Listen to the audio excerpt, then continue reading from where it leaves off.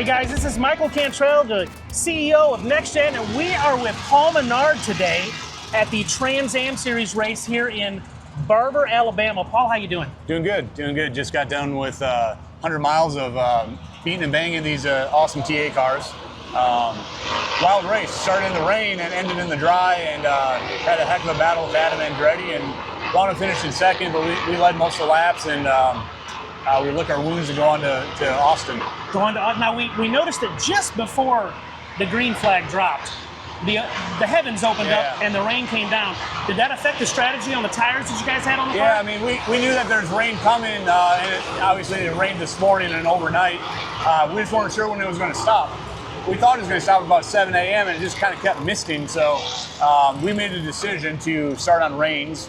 A lot of guys did not make that decision, and Adam Andretti wound up taking a penalty in order to start on rains.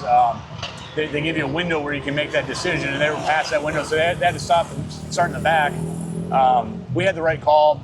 I wish we would have had slick tires at the end, and we would have gone fast, but we would have lost a lot of track position. So we just kind of stayed out on the range and licked our wounds. I think by the time it cleared, you only had about 4 laps to really make a decision. Do I want to go in and get tires? And 4 laps, maybe not enough to work your way back through the field. Yeah, exactly. I mean, even when the rain stopped, we thought that it was going to dry up a lot quicker than it actually did.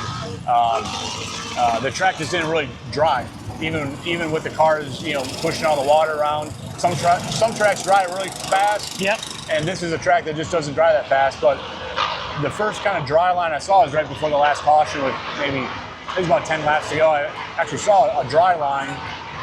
Then after that first dry line, it was too late to pit. Yeah. After that first dry line happened, then it dried out really quick. So you've got a storied past. You've done a lot of racing in your career, in a lot of different series.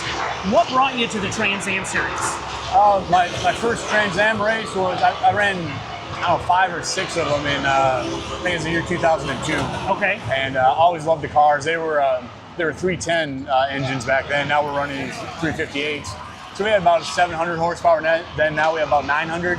So the car has evolved in the last 20 some years. But always loved the garage. Always, the cars are. There's not a road racing car in America that's any cooler than these Trans Am cars. Hands down. Number one, they look incredible. The question that we always get asked more than anything is, what's the difference between one of these Trans Am road racing cars and a NASCAR car? Yeah. And the answer that I always give is, these are too fast to go on a NASCAR track. You couldn't race this at Daytona. No, I mean, these are draped, so they're very similar. Like if you take the skin off, it's still a tube frame chassis. Yeah. These have a little bit more. They have a flat bottom, which now NASCAR Cup Series has a flat bottom. So there's no. If you pick the car up, all you see is a pan. Xfinity trucks, they're still open bottom. Okay. The power. I liken these to like an old Cup car. When I first got into NASCAR racing in the Cup Series early 2000s, we had about this much of horsepower, but we had narrower tires, and the cars were taller and narrower. These cars are wider and shorter, and they have a lot of drag to them. So, truthfully, we can probably max out about 190 miles an hour just because we're pushing a lot of air. Where the NASCAR world, they're always trying to make their cars really slippery, so they can go a little bit faster in a straight line. But, that makes sense. But we get there a hell of a lot quicker. Well, listen, you've gone all season long. You're battling it out for the championship. A second place today to Adam, but that puts you, can I say, in the driver's seat? You make your own destiny at COTA in a couple weeks. Yeah. You guys do well there. You take home the championship. Yeah, I believe we're up by 43 points, which if you win the race, sit on the pole, lead all the laps, you get around 100 points or so. I feel really good about if we go to COTA and we start the race, we clinch it basically when they drop the green flag. Oh, well, that makes it easy, but I know that that's not enough for you. I know you want to win the race. We want to go out. We haven't won in 2 races now. Our last one was 3 races ago up in Canada in Motorsports.